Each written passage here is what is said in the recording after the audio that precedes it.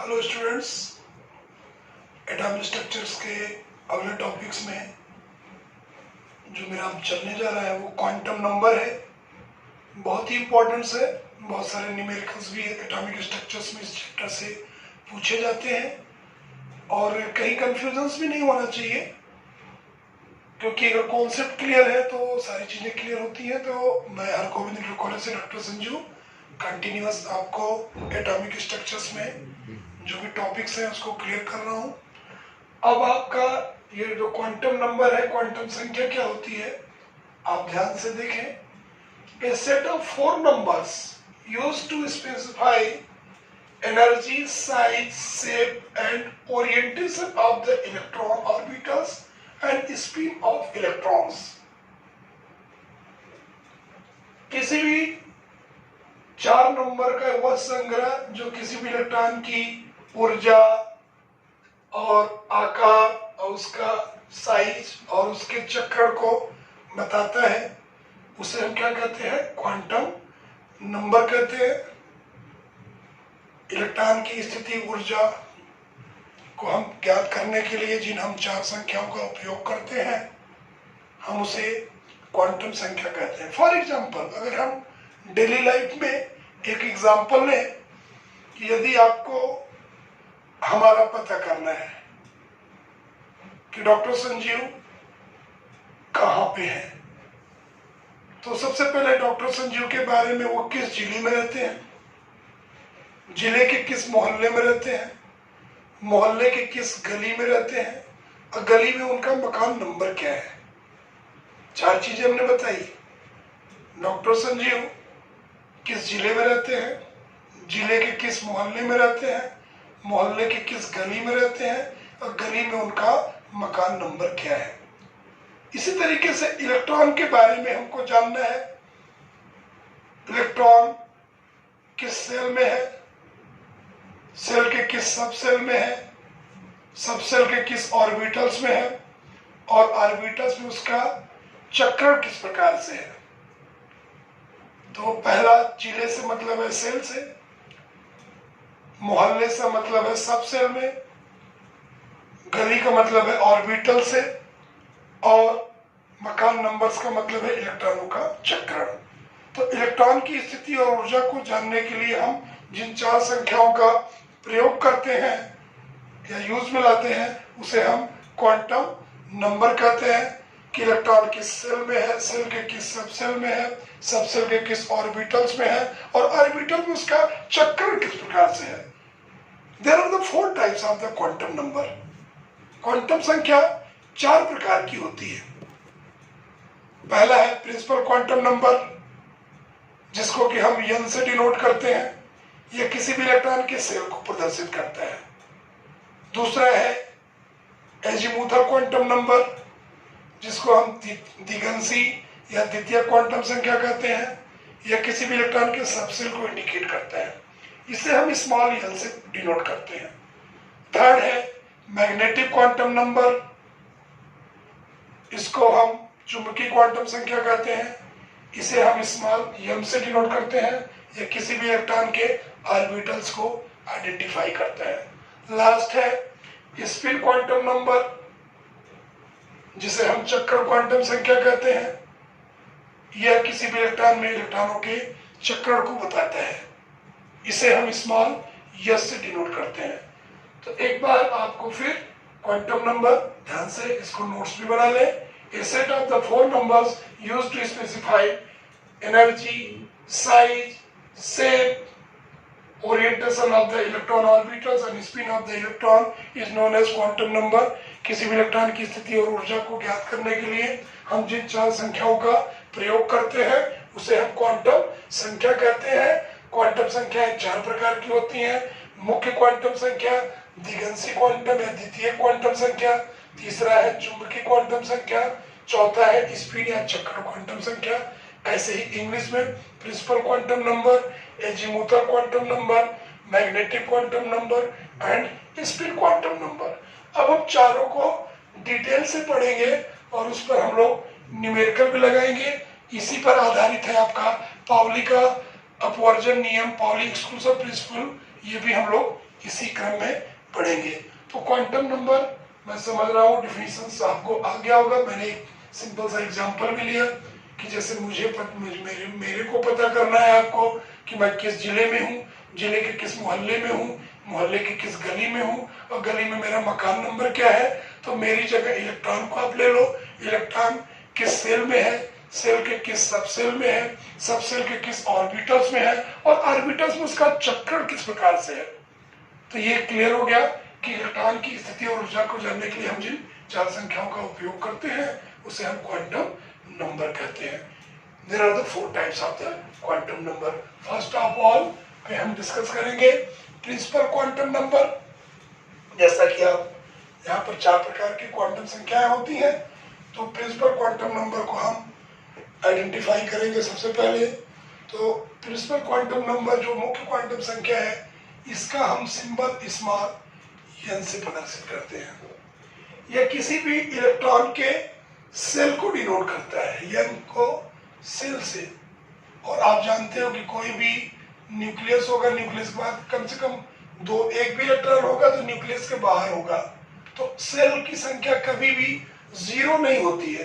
तो इसी तरीके से जब ये सेल को प्रदर्शित करेगा प्रिंसिपल क्वांटम नंबर, तो n की वैल्यू कभी भी 0 नहीं होगी, क्योंकि अगर सेल ही नहीं रहेगा तो परमाणु का अस्तित्व ही नहीं होगा।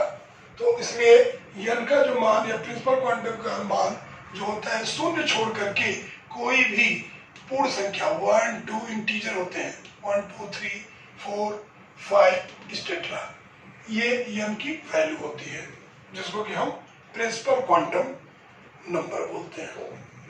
दूसरा है एजीमुथर क्वांटम नंबर, जो इस किसी भी इलेक्ट्रॉन के सबसेल को डिनोट करता है, उपकोष को डिनोट करता है।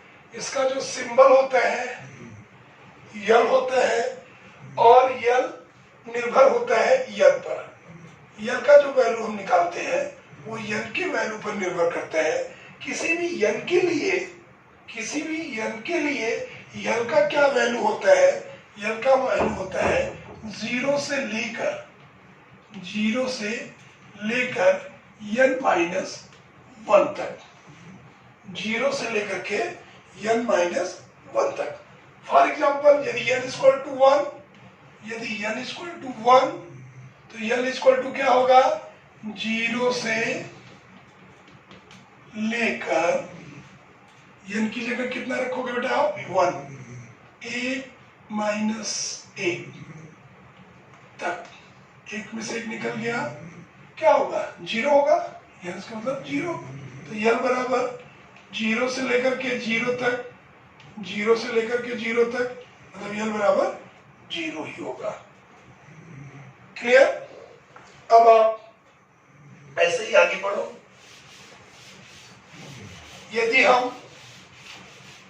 n बराबर 2 ले ले, n = 2 ले ले, तो n की वैल्यू क्या होगी, n का मान 0 से लेकर के 2 - 1 तक। तो 0 से लेकर के 2 में से 1 निकल गया तो क्या होगा, 1 तक। 0 से आप चलो तो 0 होगा, 1 होगा। यदि n बराबर 2 तो n बराबर क्या होगा, 0 और 1 होगा।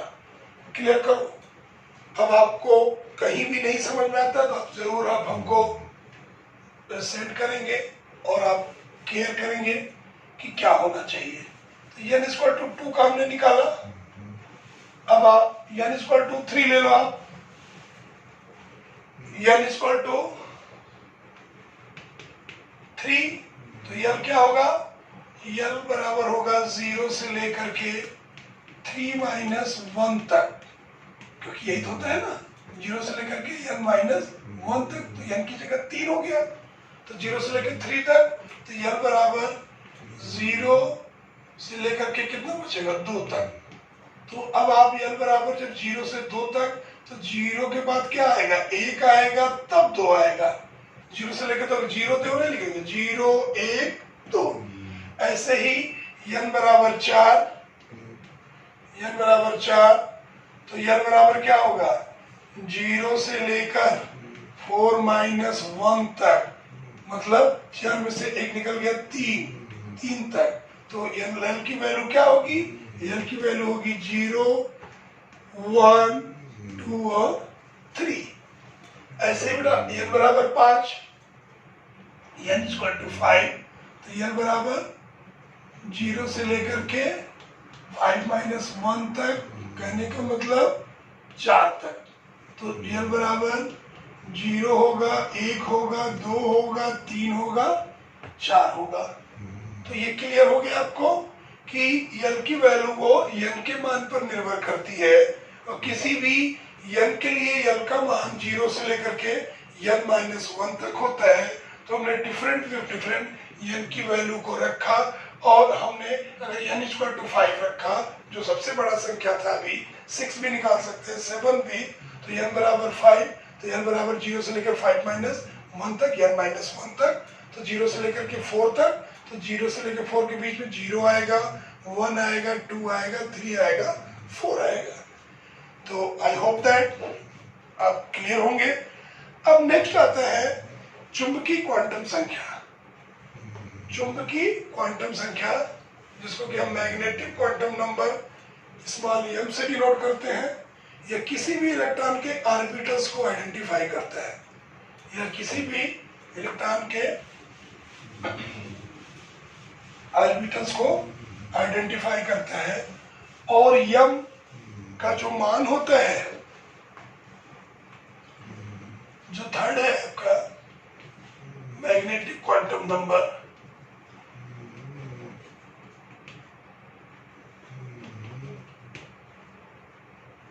मैग्नेटिक क्वांटम नंबर, ये आपका, इसको हम किसी भी इलेक्ट्रॉन के ऑर्बिटल्स को डिनोट करता है। इसको हम स्मॉल एम से डिनोट करते हैं, और एम का मान एन पर निर्भर करता है, और एन का मान एन पर निर्भर करता है। तो हम लोगों ने बहुत सारे एग्जाम्पल निकाले भी। यदि हमने एन बराबर 1 लिया, तो एन बराबर हम लोगों ने निकाला कि 0 से लेकर के 1 तक, कहने का मतलब एन बराबर 1, तो एन बराबर हम लोगों ने 0 निकाला। एन बराबर हमने कितना निकाला? एन बराबर भी 0 आ गया। जब एन बराबर 0 बेटा, तो एम का मान क्या होता है? एम का मान जो होता है वह एल के मान पर निर्भर करता है। किसी भी एल के लिए इसके मान क्या होते हैं? माइनस एल से लेकर के प्लस एल तक, शून्य सहित 0 भी होगा। किसी भी एम जो उसके मैग्नेटिक क्वांटम नंबर का सिंबल होता है स्मॉल एम, और एम का मान एल पर निर्भर करता है। किसी भी एल के लिए एम के कुल 2 मान, मतलब माइनस एल से प्लस एल तक होते हैं, 0 इंक्लूड करके। अब एक एग्जांपल के द्वारा हम लोग समझेंगे कि कैसे ये होता है। सपोज दैट यदि एन बराबर हम लोग 2 ले, तो एन बराबर क्या होगा? 0 से लेकर एन माइनस 1 तक, तो एन बराबर क्या होगा आपका? 0 से लेकर एन बराबर देखो 2 है, 2 माइनस 1 तक, 2 में से 1 निकल गया 1 तक, तो 0 होगा और 1 होगा। एन बराबर क्या होगा? 0 और 1 होगा। तो एन के 2 मान हो गए। तो एन का जब 2 मान हो गया, और एम का मान एल के मान पर, तो एल बराबर 0 के लिए 1 होगा एम, और एक बार एल बराबर 1 के लिए एम का मान होगा, ये निकालना होगा। तो एल बराबर 0, तो एम बराबर माइनस एल से लेके प्लस एल तक 0 सहित, तो एल बराबर 0, तो माइनस 0, फिर प्लस 0, फिर 0 सहित। तो कहीं पर भी बेटा माइनस और प्लस 0 नहीं लिखा जाता, तो एल बराबर 0, तो एम बराबर भी क्या होगा? 0 हो जाएगा। क्लियर? एल बराबर 1, तो एम बराबर एल की जगह 1 है, तो -1 और +1 फिर 0 सही, 0 भी बीच में आ जाएगा। तो L बराबर 1, तो M इक्वल टू -1, 0 और +1। इसी तरीके से जो चौथा क्वांटम संख्या है स्पिन क्वांटम नंबर, जिसको कि हम स्मॉल s से डिनोट करते हैं, ये किसी भी इलेक्ट्रॉन के मूवमेंट्स को या चक्करों को बताता है कि इलेक्ट्रॉन क्लॉकवाइज घूम रहा है कि एंटी क्लॉकवाइज।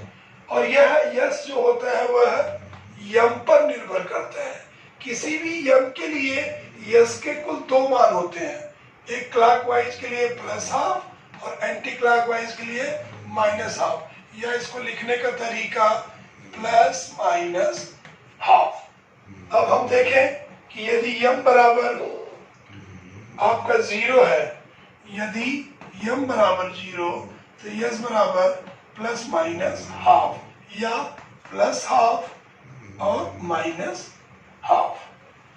अब यहाँ पर भी यम बराबर अगर -1 है, यदि यम बराबर -1 है तो यस बराबर इसके लिए भी +-½ होगा, 0 है तो इसके लिए भी +-½ होगा और +1 है तो उसके लिए भी +-½ होगा। तो इस तरीके से हमने आपको चारों क्वांटम संख्या का ये डिस्क्राइब किया कि कैसे कैसे इसके वैल्यू को हम लोग आइडेंटिफाई करते हैं। तो ये था आपका क्वांटम संख्या और इसी पे ही आधारित है आपका पाउली का अपवर्जन नियम, पाउली एक्सक्लूजन प्रिंसिपल।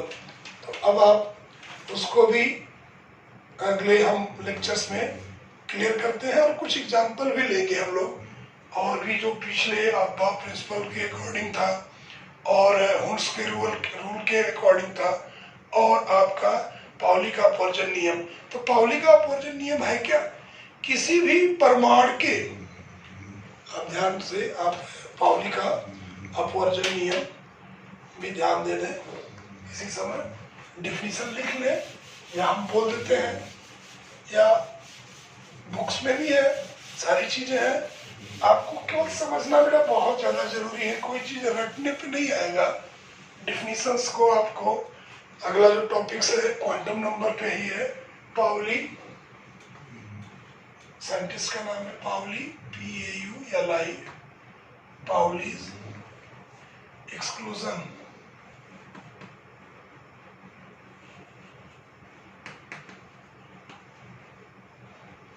प्रिंसिपल।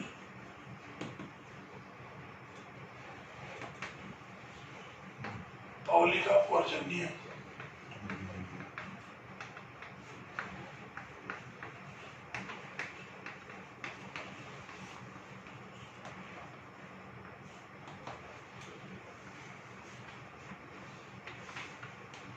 ये क्या है? पाउली का अपवर्जन नियम तो कहता क्या है? किसी भी परमाणु के जो किन्हीं भी 2 इलेक्ट्रॉनों के लिए, किसी भी परमाणु के किन्हीं भी 2 इलेक्ट्रॉनों के लिए चारों क्वांटम संख्याओं का मान समान नहीं हो सकता है। बात क्या है? कोई एटम है, उसके जैसे 4 क्वांटम संख्या N, L, M और S है, 4 क्वांटम संख्या। तो हमने डिफिनीशन बताया, किसी भी परमाणु के किसी भी 2 इलेक्ट्रॉनों के लिए, 2 इलेक्ट्रॉनों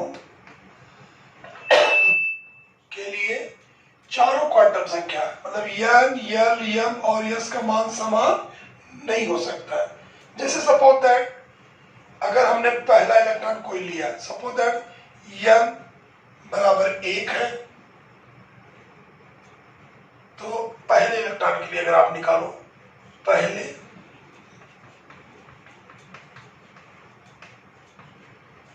इलेक्ट्रॉन के लिए यदि L बराबर 1 है तो L बराबर बेटा जरूर आप जानोगे 0 होगा, क्योंकि L -1 तक एक में से एक निकाल दोगे, L बराबर 0, तो L बराबर 0 तो M बराबर भी 0 और पहले इलेक्ट्रॉन के लिए S बराबर +½ होगा, क्योंकि क्लॉकवाइज घूमेगा। वैसे अभी ये आपका ऑर्बिटल हुआ, अकॉर्डिंग टू हुड्स रूल ये क्लॉकवाइज घूमेगा। फिर यहाँ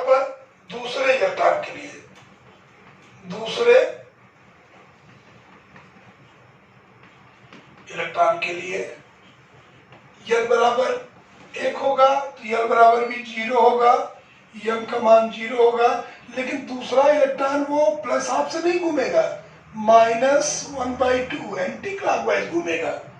यही है डिफरेंस। पाउली का अपवर्जन नियम क्या है? किसी भी परमाणु के किन्हीं भी दो इलेक्ट्रॉनों के लिए चारों क्वांटम संख्या का मान समान नहीं हो सकता।